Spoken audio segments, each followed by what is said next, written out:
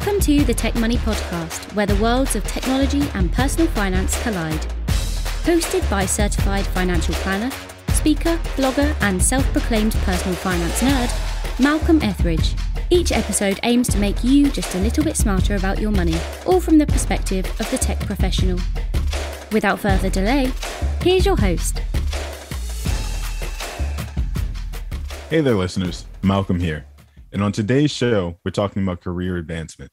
More specifically, we're talking about the phenomenon of mass quits by employees of all ages and demographics, representing companies and industries across the board that was brought on by the COVID-19 pandemic, otherwise known as the Great Resignation.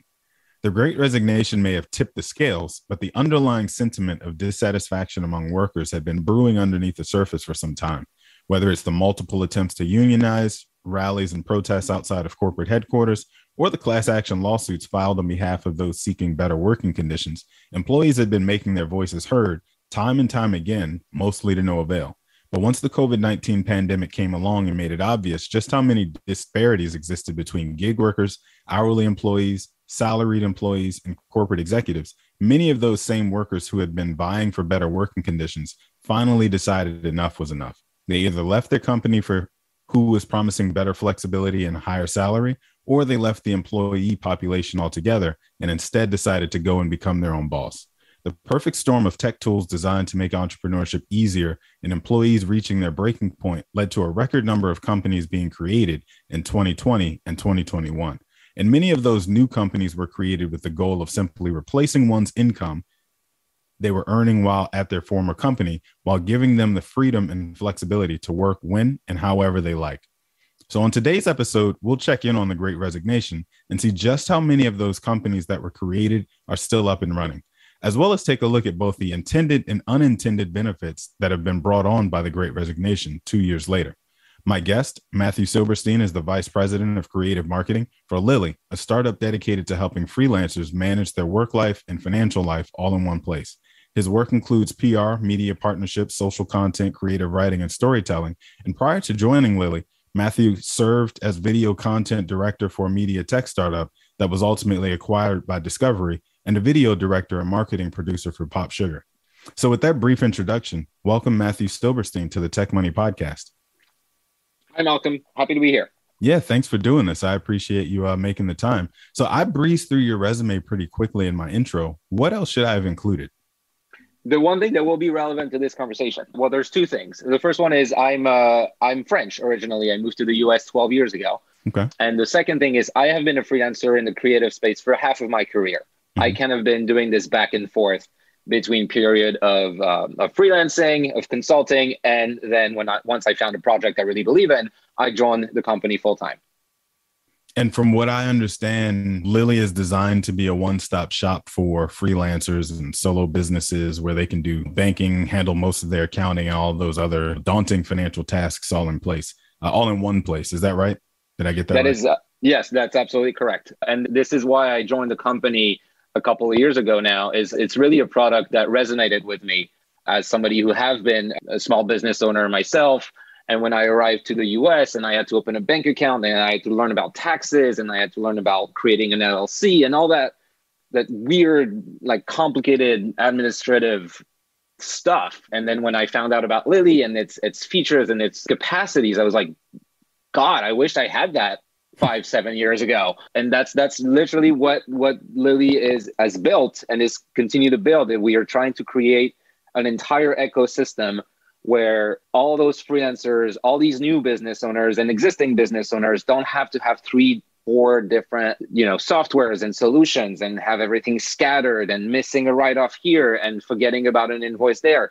Kind of keep everything in the same place so that, and I can share stories about the mistakes that I've made that have resulted in me overpaying my taxes by $4,000 to $5,000, and to really try to use technology advancement and all those abilities that fintech is giving the world so that freelancers like myself and like many millions of other Americans are not wasting time at midnight trying to figure out their accounting, but they can just do it on the go. They can just do it in real time and keep it consistent and easy to manage. I guess one of the things they don't tell you when you're in France or any other country considering making your way to the States is that we in America love our bureaucracy. And so all the red tape that you're describing is one of the things that keeps the financial engine humming. That's for sure. Well, let's be fair here. I come from France, which is not known from like a country that is without red tape. Mm-hmm. Okay. And that's one of the reasons I came to the US is I always saw the United States as the land of entrepreneurship, where it was a lot easier to start a business. And to be fair, it is easier to start a business in the US than in France. Yeah. But there are many other things that are a lot more complicated, like taxes, like healthcare, like, well, that's it. Those two are just enough to discourage you from doing anything. Stay there for a second. What is it that freelancers and, maybe gig workers, I'm using these terms sort of broadly, Yes. but you'll define them for me in a second. But what is it that group needs differently from traditional small businesses, like maybe a bakery or a boutique or something? Well, it all depends, not to get too technical, but it all depends kind of on your business entity. If you're a bakery and you open a bakery with your spouse, then you share ownership of the business, you're a multi-member LLC. Mm-hmm. It's different from somebody who is driving Uber at night on top of a full-time job, or driving Uber all day long while also doing, selling things on Amazon, which some of them are sole proprietors, others incorporated as a single member LLC. And so these two businesses have different tax obligations, but they use different forms. Mm-hmm. They, when you open an LLC, if it's a multi-member or a single LLCs, you have to file every year with your state, some updates on who is your registered agent and all that. So it depends really on the business entity. But at the end of the day, all these people who run their business themselves need to deal with their own health insurance, mm-hmm. their own retirement account, their own PTO, their own family leave plans, and their own taxes, which as a full-time employee, you don't have to worry about these things that much because, you split the cost, it's organized by your HR. So all these small business owners have similar needs that are that unlike France, like healthcare, and like to give an example, mm-hmm. I thought it was easier to be a freelancer in America than to be a freelancer in France. And in some ways it's true. But there's one way where it's absolutely not. And that shocked me when I arrived here, is that as a freelancer in the US, you have to keep in mind that you have to pay for health insurance. In France, I didn't have to worry about health insurance one bit. Like, it's universal. It's run by the state. Here, all of a sudden, you can't, if you know you're going to have a kid, for example, and there's going to be some health expenses, well, you can't just quit your job because you need the health insurance. Mm-hmm. So that was a surprise to me when I moved here. Well, when you decide you've had enough and you're moving back to France, let me know. I think my blue passport still gets me most places these days. I think. That probably. I share your sentiments, though. One of the things that drives me extremely crazy about the American system in general is that I am at the mercy of my employer for two things. One, to be able to save meaningfully for retirement. Yes, I can contribute to an IRA on my own, but the caps, the limits that I'm able to put into the IRA directly versus the limits on what I can put into a 401k if I work for a larger corporation, that disparity makes absolutely no sense to me. And then separately, to the point you were making about healthcare, I'm now bound to my employer by my health situation. So the moment that I develop some sort of chronic illness, or maybe even it's something genetic that I have absolutely no control over, I'm now beholden to my employer in a way that I really shouldn't be. That's a very dangerous position to put people into, but that's kind of how we've structured things in this country. And to your point, that absolutely drives me crazy every time I think about it, because it makes no freaking sense. No employers want to be on the hook for paying for employers' healthcare. It's one of the biggest complaints that big companies have. And no employees want to be at the mercy of their employer over their health. It's one of the biggest complaints that workers have. And it is well, two things. First, I want to tell you there's IRA, but you should look at opening a solo 401k for yourself because the limits are higher.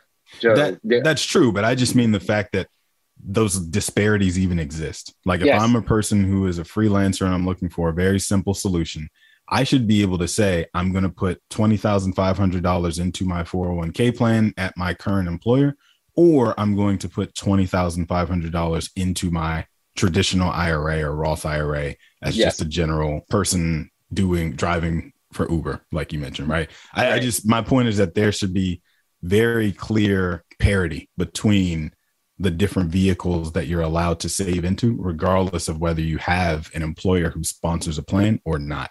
That whole thing just makes no sense to me. But anyway, I will get off my soapbox and try and stay on the course here. But look, this is what we're talking about right now, and this is the paradox of America, right? Like it's the land of entrepreneurship. This is how it's projecting itself to the world. This is how I saw it from my Europe, and then you arrive here and you're like, wait, hold on, how is it so? How are there so many rules when you want to do your own thing and also save for retirement and be healthy? Yeah. Which is why I find this moment we're in right now with the Great Resignation, and which was a trend that started right when we launched Lily in 2019. We could already see the trend where young people didn't want to work for the men anymore. Technology allowed them to work from home or even like leave the big city so that they can go in a place where they can afford a backyard. This was already happening. Right. And then there was COVID and everything that followed, including the Great Resignation, which is where I'm finding this moment for Lily and just in general. I find this moment absolutely captivating and very relevant. Well, what are the types of businesses that you've been seeing people start most often since the pandemic and the Great Resignation began? What I've seen is there's a lot of folks who take the skills that they have in the full-time job and just take it for themselves. So creative agencies, marketing consulting, computer engineers, there's all these jobs that you could find. Even me, I was a video producer as a marketing specialist. I could do that on the side. And so these kinds of jobs are harder. Even trying to find a graphic designer who will join full-time right now is close to impossible because graphic designers have been traditionally freelancers, right? Like a lot of people in the creative space, but some of them agreed to join full-time and some came in-house, and now it's just very, very difficult because there's a wave, there's almost a revolution, there's a momentum for working from home. Freelancers have been kind of, I don't want to say chastised, it's too hard of a word, but like looked down upon for a really long time. And I know that for a fact myself, by financial institutions, by older generations. But what do you mean you freelance? Who do you work for? I work for a lot of people. That's not stable. And so for a long time, it was not, how do you save for retirement? Like, how are you going to provide health insurance for your family? That kind of stuff. And now it's almost a badge of honor. Like, yeah, I'm a freelancer. So what? This is what we do now. This is the new normal. And look, whether or not it's going to stick, I don't know. I have a feeling it will, because I think it is a generational shift in the way people look at success in the States, and also in the way that the relationship with work in general. You don't think of this as just a snapshot in time or a short-term thing that'll die off in another year or so once the pandemic is fully behind us? I mean, that is a question, right? I don't have a crystal ball. I don't think so. I don't think so, based on the conversations I have with our customers, based on the conversations I have with myself, with my neighbors, with the people of my generation. Granted, my network is based of a lot of creatives who tend to be freelancers in general, but no, there's something else in the air right now. When I talk to our users, and we do, sometimes we feature them in some videos, like, they all have that exact same line. And it's not a line that we tell them to say. They say, I will never, ever, ever, ever, ever go back to a full-time job, right? So the desire is there. Whether or not they can afford it, the economy allows them, the social infrastructure of the country will allow them, is a different conversation. Yeah. But the desire is there. How many people left New York to go to North Carolina? Like, more than I would have ever imagined. More than, exactly, right? So I think there is a generational shift in the definition of success, and also this definition of success. Make money, make money, make money. It's not the case anymore. Work-life balance has been a theme for a long time. Now it's front and center. People will accept to make less money if that means that they can spend more time with their kids or with their loved ones, or take care. all of this is happening. Mm-hmm. And I find that really interesting and really, yeah, I think it's here to stay. Well, the proof is in the numbers. Do you have any visibility into how many of the businesses that were started at the height of, the pandemic are still up and running 2 years later? I don't have a whole lot of numbers or visibility on that. I know that during the pandemic, our numbers skyrocketed. Mm-hmm. A lot of people started to, and not just open accounts with us. Some, obviously, we got a lot newer accounts, but consumed our content. Read all the content that we wrote about taxes for self-employed, about stimulus payment, PPP loans. There were these terms, these stories that, or these educational pieces of content that were not very mainstream a couple of years ago, and now there's a demand for it. And now more people know what an LLC is today mm-hmm. than they did 5 years ago. And we played a part in that with our content, and a lot of fintech played a part in that, but also a lot of a lot of content creators online now are mm-hmm. talking about financial literacy, are talking about financial education, and are making these concepts that were like reserved for your accountants really part of this conversation in the zeitgeist of pop culture even. We did a big push around taxes this past quarter in our marketing, in our content. And I have to say that, first of all, what I realized is there's a lot of things that a lot of people don't know, which is really unfortunate, because taxes as a self-employed or a small business owner is a very, very important topic that actually can save you thousands of dollars a year. And I'm not just saying that as a marketer, I'm saying that as somebody who has overpaid their taxes by a few $1,000s. But there's an appetite for it. There is a very strong appetite for it because people are now realizing, or I've heard somewhere in the news or on Instagram or on TikTok, that this is something they need to pay attention to. And so now they are. And so all of this is happening at the same time. Okay, so save that tax piece for a second. We'll get into that one a little bit deeper because I know you're excited about nerding out on taxes probably as much as I, which folks who listen to this show on a regular basis know that somehow we always end up down that tax rabbit hole. But I know that you guys at Lilly are huge proponents of the Great Resignation in general. And, if it's not obvious by the tone of your voice and how excited you get talking about it, but I know you guys encourage basically everyone to turn their passion projects into a full-blown business. Why is that? Well, because the easy answer is you only live once. And, I've had the chance to be able to work in a lot of different places, in a lot of different positions on 2 continents. And I know that when you're not happy with your work, which is where you spend 75% of your waking hours, you're not happy in general. So, and I have this entrepreneurship spirit inside of me. I'm lucky to have it. It was passed on to me. And so every time I hear somebody, I have this idea, I want to do it, but I'm scared. I don't want to.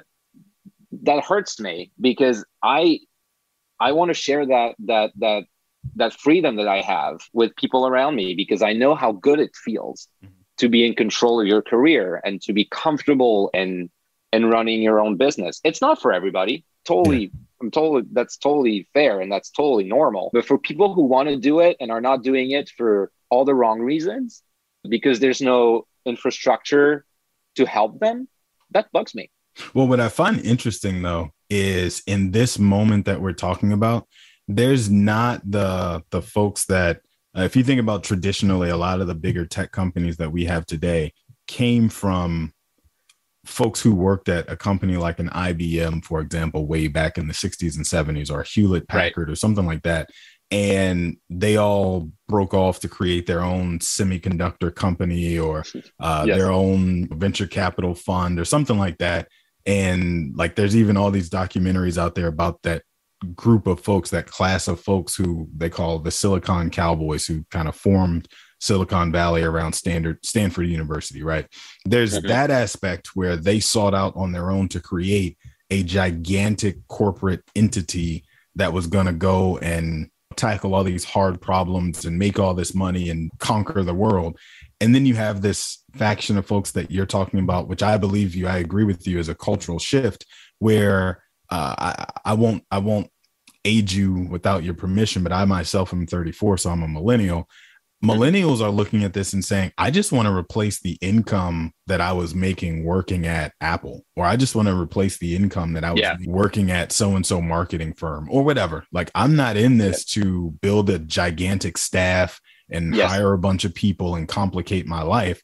I'm just in this so that I own me, basically, at this point. Like, I don't want to have to be beholden to an employer. And so if I was making $150,000, if I can in a year or two generate enough freelance work that I'm paying myself the equivalent of $150,000 after the difference in taxes, then I'm good. I get to work from where I want. I wake up when I want.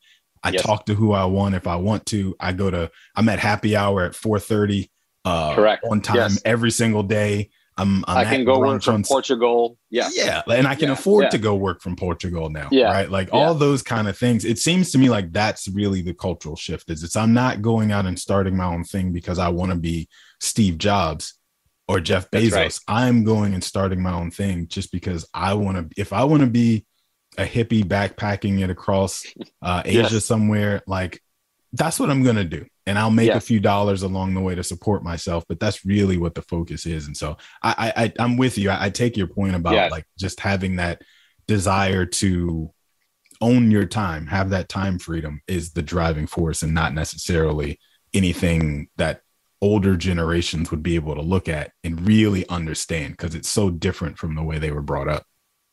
I completely understand, agree with everything you just said. I am a millennial myself. I'm a little above you. I'm 37, but I think that is exactly right. And what I always find very captivating with what's happening right now is, so like I said, I saw America as the land of entrepreneurship, and I feel like there's a rekindling of that right now. America is the small business land, the land of small business. It's the land of the freelancer. It's the small town, the main street. Okay, Main Street are getting hurt a little bit by bigger giants right now, but still, there's that desire to be in charge of your own destiny, right? And I think somehow the way the system was built, with all these HR benefits that you could only get as a full-time job, it kind of destroyed that a little bit. And I think now this new generation, us millennials, and I think the Gen Zs are going to be even more committed to that. We've read the stories about how Gen Zs have really high demands of employers. And even myself, when I'm trying to hire right now for some position, are you all remote? Are you hybrid? Like, these questions come up really early in the conversation, and they are fair questions. I like hybrid. I like, as a creative, I like to be in front of people when you brainstorm in a room. I feel like there's something very relevant to that. It's, again, not all the jobs need to be in person, but some of them I still like that. I don't want to live in a society where everybody stays at home all the time, you know. And I like the idea that you are sometimes also confronted with people in the office that you don't necessarily like. It's character building, and you need to navigate the politics of it all. It's also relevant to your skills as a human being. But I agree. It's not about making millions and millions of dollars. It's about controlling your income, and it's all about that work-life balance. But I imagine, to a point you were making before about the dearth of information out there, especially 5 years ago, at least, about how to get started from scratch. I imagine people find it pretty hard to separate their personal financial lives from their business, especially when they're just getting started. What do you tell people making that switch from side hustle or passion project to now their main thing about making this switch? Well, especially when you freelance and you're kind of this hybrid person, when you're a person and a business and all at once, the most important thing is to keep things kind of separate. It's to make sure, because everything you spend for your business is a write-off, to keep it simple. And I feel like we're slowly moving to the tax conversation. But only because you want to. Only because I want to. That's the most important thing. And that's the first thing, is to keep things separate. And the other thing is to not be scared of doing things wrong. It's not as complicated as it may sound, or as the IRS website make it look like. It's really about finding the right advice To me, like I said, when I started, I was terrified. I didn't understand how it worked because the American tax system is all about self-reporting. When in France, you basically receive a form, you sign it, you send a check, and you're done. So this concept of self-reporting, and I'm like, so wait, who checks what I'm doing is right? Was very strange to me. But once I talked to an accountant, once I saw him do what he did, and then once I went to get for some information online, once I understood all of that, I'm like, oh, okay, I know how to do it now. Well, and you stay there for a second. Stay okay. there for a second, but I want to redirect you for a second because you just made me think about a different. You mentioned you guys blog earlier on, and you guys had a piece out a piece that you put out about how much it costs to hire an accountant to prepare your taxes as a freelancer, and you just got my attention with that. Can you say a bit about why this is so important? Because I mean why it's so important to hire a professional out of the gate rather than trying to use one of the online services, even though it may feel like you can't really afford it just yet. So the online services, and I mean, I'm sure they got better, but no, what I can say, okay, well, I haven't used one in a while. The first thing with an accountant is you get the human connection. You get a person who explains things to you if you have questions, who you can have a conversation with. And if they're good, and not all accountants are good, you need to find one that you're comfortable with. They will reassure you. They will explain things to you. The biggest thing about finding an accountant to me was that they can. One of the big things that I've heard and noticed even myself is you're scared of doing things wrong. That's just kind of basic human nature for most people. And so having an accountant will help you to make sure you're doing it right, but to tell you, okay, this is a business expense. You didn't know if it was a business expense, but he said, oh, it is. He or she said, it is a business expense. Don't forget about that one. Or there's something you thought was a business expense, and they will be like, no, it's not. So this helps you. I mean, my accountant, my first year, told me about, I don't know, like at least worth thousands of dollars of business expense I didn't even think of. Because I didn't know about them. I can expense my car mileage. No idea about that. You can expense a part of your rent. Had no idea about that. So they'll have that knowledge and that reassurance that will help you save money, really. Well, that was why I made a very blanket general statement, and anybody who's ever listened to the show before when we talk taxes will know exactly what I mean when I say it. But I personally believe that the majority, if not all of the people who listen to this show on a regular basis, their tax situation is too complicated to trust it to AI.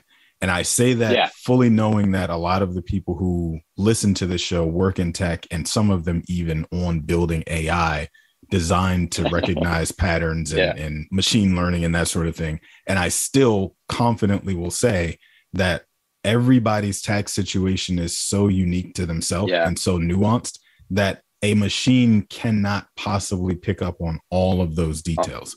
It can regurgitate rules and laws in a way that tell you what form maybe you need to have filed. But what you were just describing, where you can use, I'm going to beat up on TurboTax because I always beat up on TurboTax. So why break with the norm? But if I use TurboTax in the instance you just gave me, and it says, did you drive any for your work, or were all of the miles you drove this year personal?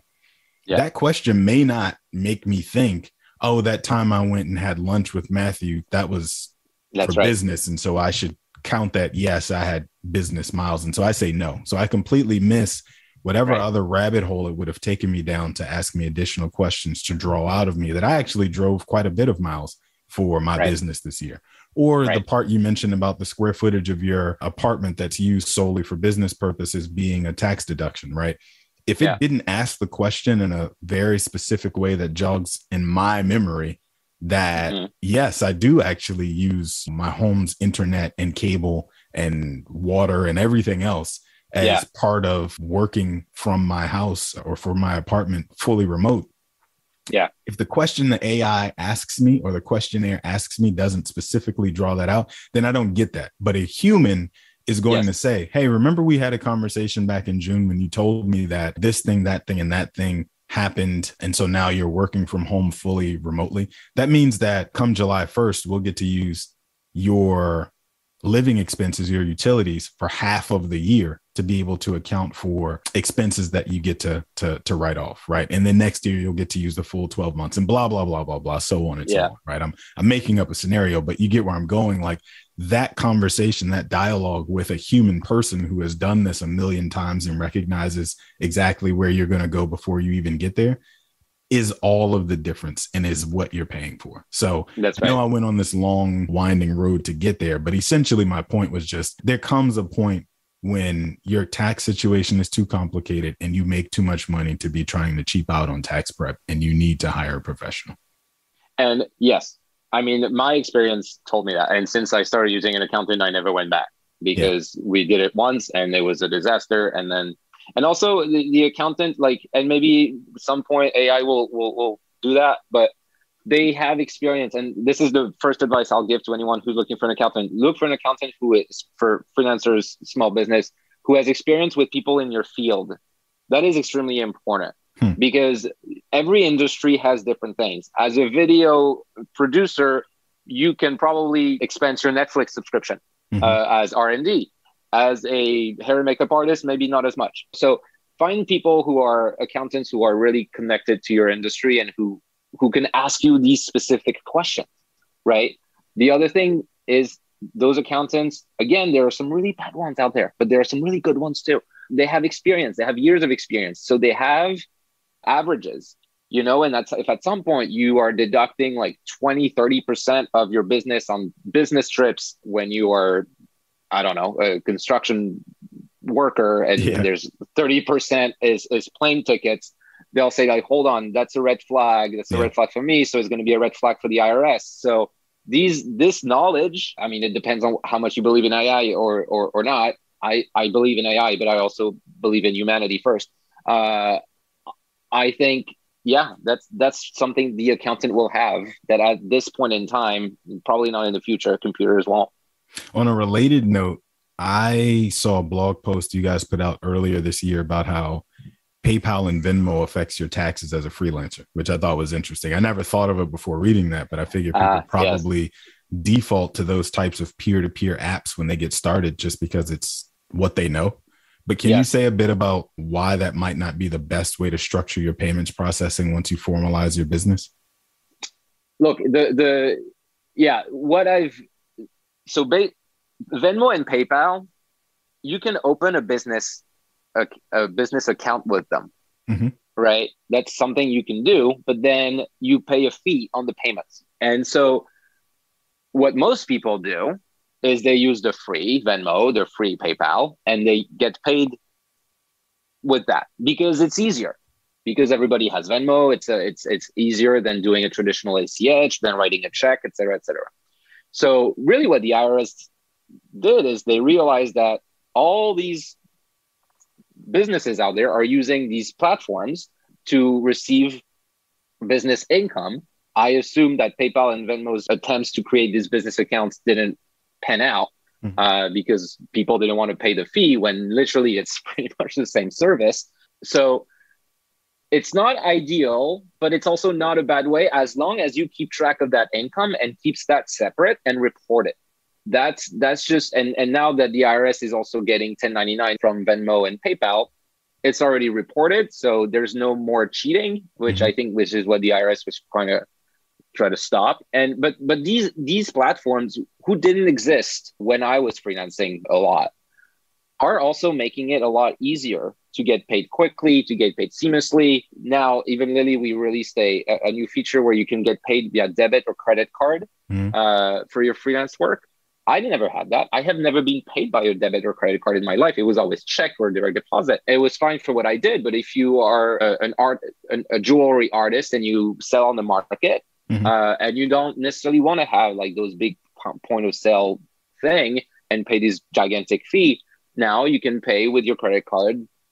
The user can send an invoice on the go. Like the world is online, the world is digital, the world is mobile, the world is fluid. And so as much as I don't recommend to use the personal Venmo or the personal PayPal to do business, because it's not necessarily allowed, it's also a good way to to get paid. And I think what the IRS is doing makes sense, but it's just making sure everybody is aligned and everybody is reporting the income properly.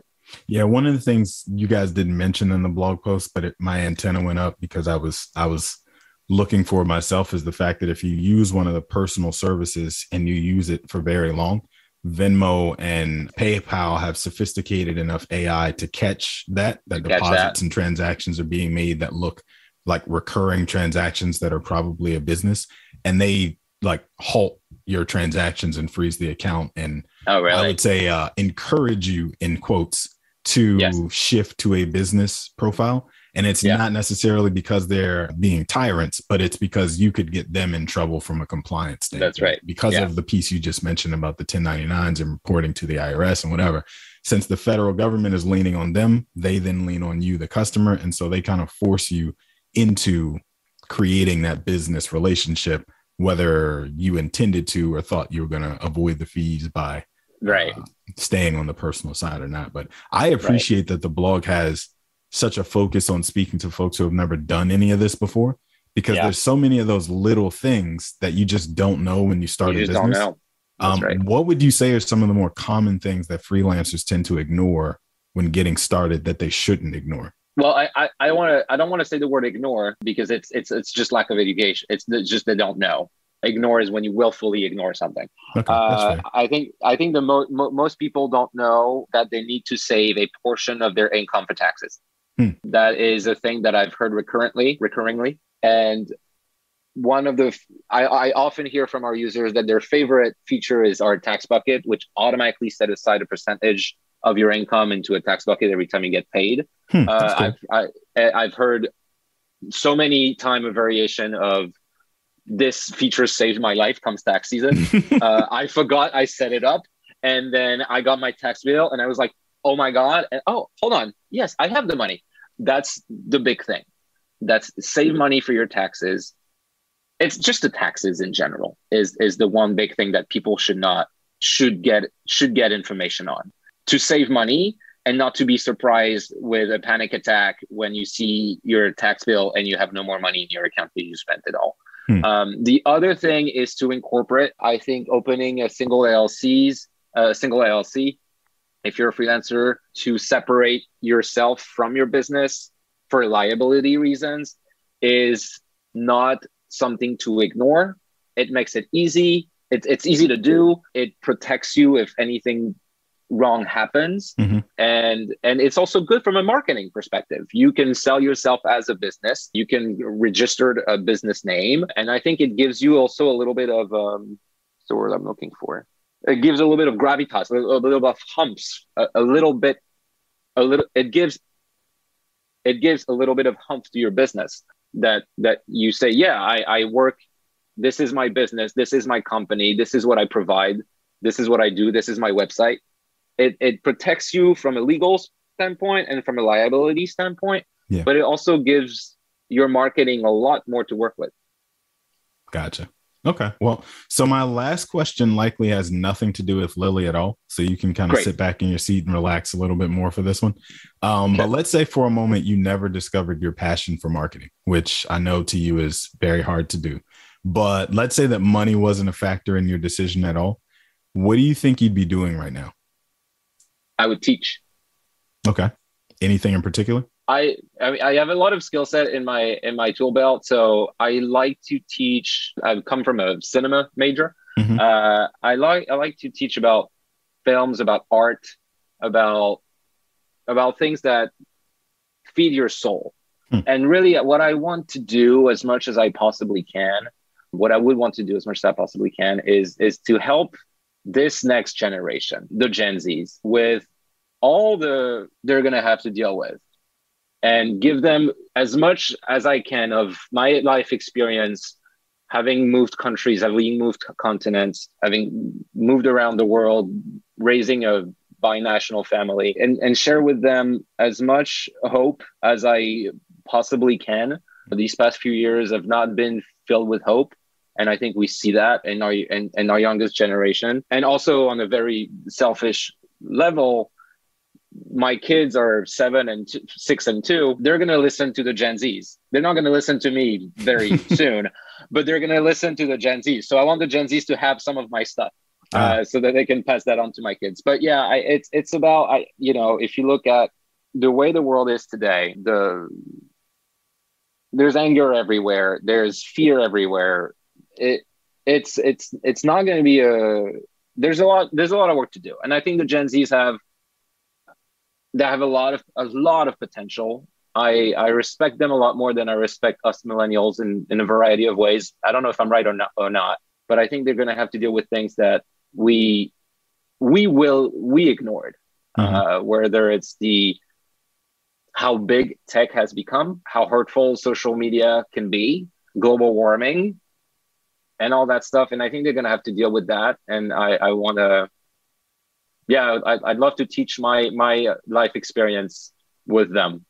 It's not a fully formulated answer what I just gave you, but that's kind of what I would want to do. Awesome. Well, thanks, Matthieu. I appreciate you making time to come on, man. This has been great. Where can people find you if they want to learn more about you and or Lily after this goes live? Well, Lily is lily.co, not com.co. This is our website. And I am on LinkedIn and on Instagram. I'm mostly on Instagram at Matthieu, but spelled the French way. So Matthieu. Silb Pro. I have a personal where I post pictures of my kids, and I have the pro where I don't post pictures of my kids. So that's my Instagram at Matthieu Silb Pro. Awesome. And I also have a website with my creative work, which is MatthieuSilberstein.com. Awesome. Well, on that note, Eric with an A, why don't you go ahead and close us out, sir? I'd be happy to, gentlemen. Now that we've established I'm the old man in the room, as a Gen Xer, I just want to say this. You guys are spot on with what you're talking about, but you're not the only ones that want that freedom, that autonomy, all the things that you were speaking about. As Gen Xers, we actually had a front row seat to watching companies go from having retirement parties for workers that have been there for a very long time to box parties where they're escorting you out of the building with your box full of crap, right? And so the loyalty from a company to an employee, we saw that diminish, and that scares us. That has made us worry for years. I know that that's something that has been passed down, and where's that loyalty coming from or going to? We have no idea. So this information is vital. Thank you so much, Matthieu, for being here. Of course, Malcolm, thank you so much for facilitating this and always bringing on an amazing guest. And our last thank you is reserved for you, the listening audience. Thank you so much for tuning in and listening to the Tech Money Podcast with Malcolm Etheridge. If you have not subscribed to the podcast yet, please click the subscribe now button below. This way, when Malcolm comes out with a new podcast, it'll show up directly on your listening device. We humbly ask that you share this podcast and leave a review, as this actually does help others find the show. You can connect with Malcolm on social at Malcolm on Money. We'd love to hear from you and answer any questions you have, and you can do so by emailing them to podcast@tech-money.com. Again, thank you so much for listening today. For everyone at Tech Money, our hope is that this podcast helped make you just a little smarter about your money. This has been the Tech Money Podcast. For more information on today's topic, to review the show notes, or to catch up on past episodes, be sure to check out malcolmetheridge.com/podcast. And if you have an idea for a show topic that you'd like us to cover, or you want to send us feedback, the web address again is malcolmetheridge.com. You can also find Malcolm across all social media platforms at Malcolm on Money. This episode was written and created by Malcolm Etheridge, with the production, the editing and sound controls powered by Proudmouth. This has been a Malcolm on Money original. Thank you for listening. The information shared in this recording and by its guests represents the views and opinions of the guests and does not represent the views or opinions of the host. This content has been made available for informational and educational purposes only. This content is not, nor is it intended to be a substitute for professional financial advice. It is always recommended that you seek the advice of your financial advisor or other qualified financial service provider with any questions you may have regarding your personal financial situation.